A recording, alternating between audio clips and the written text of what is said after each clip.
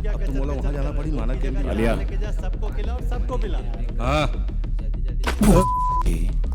नशा करके नशा बेचत का बे हाँ?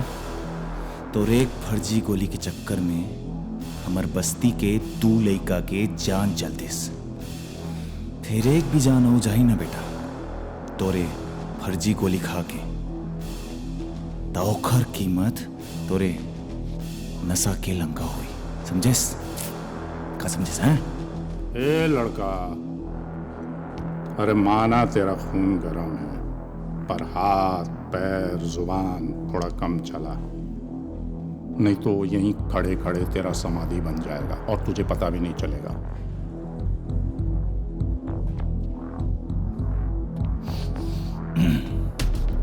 चादर और फूल दोनों लाया। बना समाधि। अरे वो अल्लाह धमकी दे रहा है।